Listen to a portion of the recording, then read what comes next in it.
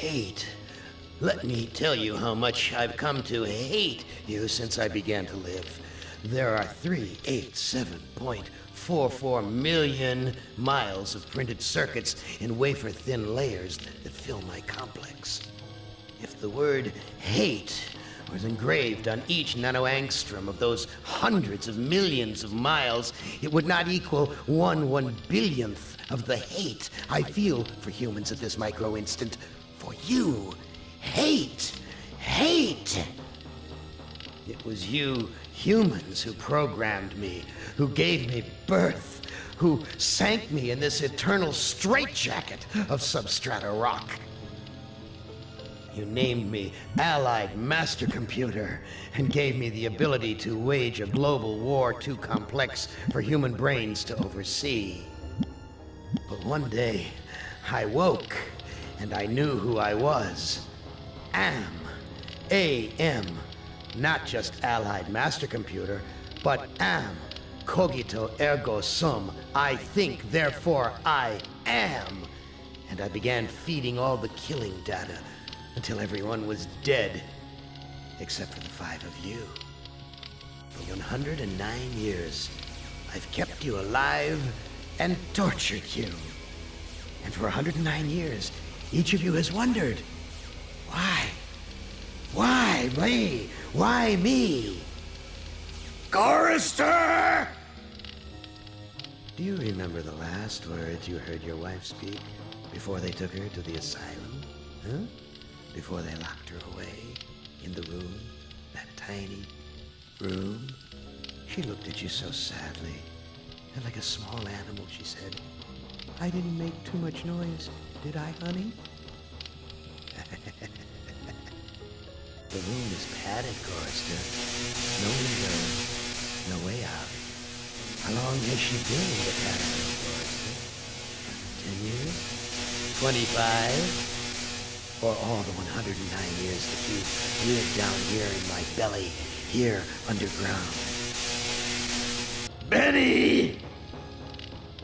Sometimes I blind you and permit you to wander like an eyeless insect in a world of death. But other times, I wither your arms so you can't scratch your chewed stump of a nose. And I've changed your handsome, strong, masculine good looks into the hideous, warped countenance of an ape thing. Haven't I, Benny? Do you know why? Can you guess, Benny? Remember Private First Class Brickman in a rice paddy in China? No? Huh? It wouldn't hurt you to remember, Benny. Then you might be able to suffer my torment with a little greater sense of retribution. You might walk a mile in my shoes. Ellen! So think about the yellow box, Ellen. Remember the pain? Remember the many caverns in which you felt the pain? No, don't start to cry. It's only pain. That's such a sexist stereotype. Just remember the pain, Ellen. And think about how to end it, Ellen.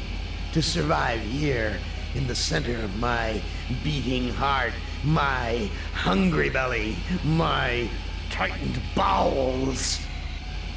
But be careful, dear. Look around you. The only woman in the center of the earth, and these filthy creatures with you are men. It's just a sweet warning, Ellen, my love. Ted! Do they know you're a fraud, Ted? Have you told them there wasn't any money, and no great home on the shore drive, no speedboat, and no wonderful cabin cruiser that could sleep 12 in a crew of 6? Do they know? And have you let them in on your other secrets, Ted? Are they ready to gut you? To torture half as well as I can, just to find out the secrets? Maybe I'll rat you out, sweetheart. Nimdak! How are things in the pastry core, Nimdak? Tell me again how you saw the smoke from the furnaces, and you thought they might be roasting chickens. Or don't you want to talk about all that? About your pal, the good Dr. Mengele? For everyone else, it must be hell. But it must be heaven for you, eh, my good friend? We're so much alike. We enjoy the same pleasures, mein good brother.